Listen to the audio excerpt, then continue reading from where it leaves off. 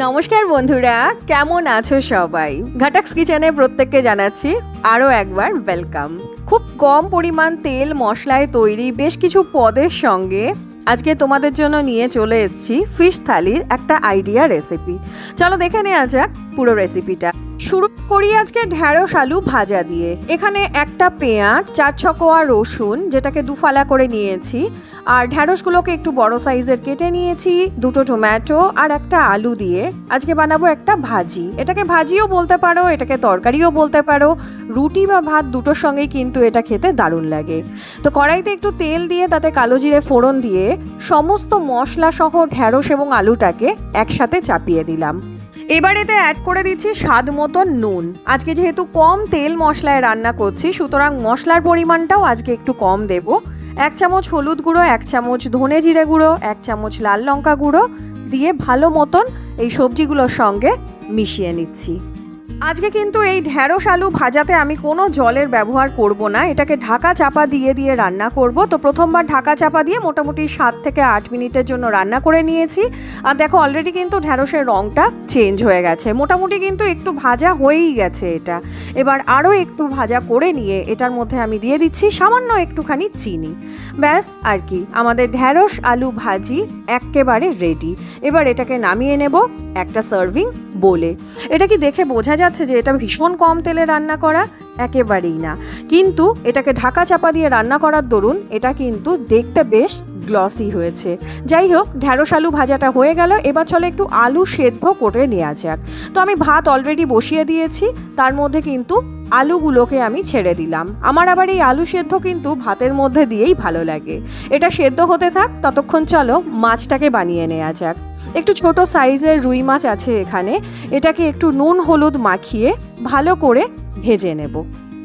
মাছটা ভাজার জন্য এখানে একটু বেশি পরিমাণে তেল আমি নিয়েছি বটে, কিন্তু আমি যখন মাছের ঝোলটা রান্না করব তখন তোমরা একটু নোটিস করবে আমি কিন্তু অনেকটাই তেল উঠিয়ে নেব। এবং এই যে মাছের ঝোল আজকে তোমাদেরকে যেটা দেখাচ্ছি, এটা কিন্তু আমার ভীষণ প্রিয় একটা মাছের ঝোল।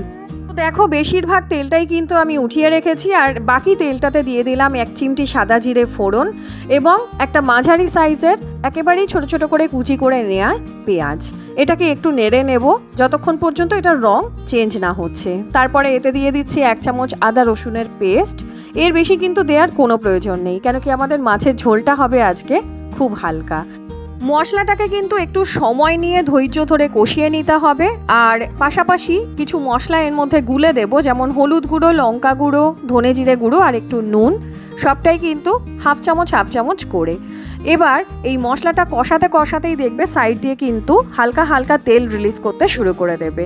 সেই সময় এতে দিয়ে দিতে হবে যতটা পরিমাণ গ্রেভি আমরা চাইছি ততটা পরিমাণ জল, আর তার মধ্যে দিয়ে দেব 2টো কাঁচা লঙ্কা। আমি মোটামুটি পাতলা গ্রেভি চাইছি, সেই জন্য 2 বাটি মতন জল এতে দিলাম, আর মাছগুলোকে এর মধ্যে দিয়ে কিছুক্ষণের জন্য ফুটিয়ে নেব। খুব বেশি নরম আমি পছন্দ করি না, তো জাস্ট 1 ফুট দিয়েই কিন্তু এটাকে ওলট পালট করে নামিয়ে নেব। এত অল্প পরিমাণ তেল মাছটাতে আমরা ব্যবহার করেছি, তারপরেও দেখো সুন্দর একটা গ্লসি লেয়ার তৈরি হয়ে গেছে। তো মাছের ঝোল রেডি, চলো একটু অম্বল হয়ে যাক আমের। তো খোসা সহ এখানে একটা ছোট সাইজের আম কেটে নিয়েছি, আটিটা বাদ দিয়েই নিয়েছি আমের। এখানে একটু কড়াইতে তেল দিয়ে দিয়েছি ভীষণ অল্প পরিমাণে, তাতে শুকনো লঙ্কা এবং 5 ফোড়ন ফোড়নে চলে গেল। এতে দিয়ে দিলাম আমটা। মিডিয়াম টু লো হিটে আমটাকে কিছুক্ষণের জন্য ভাজলেই দেখব আমের কালারটা কিন্তু হালকা হালকা চেঞ্জ হয়ে গেছে। এবার আমের মধ্যে দিয়ে দিচ্ছি সামান্য একটু নুন। প্রথমে অল্প পরিমাণ নুন দেব, তারপরে আমি আরও একবার কিন্তু নুন এটাতে অ্যাড করব। তো নুনটা দেওয়ার পরে একটু জল দেব, মোটামুটি একটু পাতলাই হয় এই অম্বলগুলো, তো একটু জল দিয়ে দিলাম 1.5 কাপের মতন, আর ব্যাস একটু ফুটতে দিলাম এটাকে। আমটা কিন্তু একটু নরম হয়ে গেছে, দেখে আশা করি বুঝতে পারছো। এই পর্যায়ে কিন্তু বেশ কয়েকটা আমের টুকরো খুন্তি দিয়ে একটু চেপে চেপে ঘেঁটে দিতে হবে। এতে করে কি হবে, ঝোলটা হবে মিডিয়াম থিকনেসের ঝোল। এই পর্যায়ে কিন্তু সামান্য একটুখানি হলুদ তোমরা দিতে পারো, আমি একটু রঙের জন্য দিলাম, তবে বেসিক্যালি এই অম্বলটা আমাদের বাড়িতে যখন হয় এতে কোনো হলুদ আমরা ব্যবহার করি না। এর সাথেই কিন্তু আমের অম্বলটাও রেডি।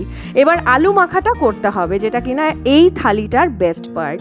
তো নর্মাল আলু মাখা যেটা বাড়িতে আমরা বানাই সেটাই আমি আজকে বানিয়েছিলাম। কুচনো পেঁয়াজ, কুচনো লঙ্কা আর সেদ্ধ আলু, সমস্ত জিনিসগুলোকে একসাথে একটু মেখে নেব আর তারপরে এতে দিয়ে দেব 1.5 চামচ মতন সর্ষের তেল আর স্বাদ মতন নুন। এই আলু মাখা কিন্তু গরম গরম ভাতের সঙ্গে ডালের পাতে দুর্দান্ত লাগে। যাই হোক, থালিটা চলো এবার একটু সাজিয়ে দেখে নেওয়া যাক ঠিক কীরকম দেখতে লাগছে থালিটা। ভাত দিয়ে দিয়েছি, একটু স্যালাড, একটু লেবু, যেটা ছাড়া গরমকাল অসম্পূর্ণ, তার সাথে একটু ঢ্যাঁড়স ভাজি, আর দিয়ে দিলাম পাতলা মাছের ঝোল আর আমের অম্বল। তো অল্প তেল মশলায় তৈরি এই ফিশ থালি তোমাদের কেমন লাগলো অবশ্যই জানিও। দেখা হচ্ছে তোমাদের সঙ্গে নেক্সট রেসিপি নিয়ে। টিল দেন ভালো থেকো, বাই বাই।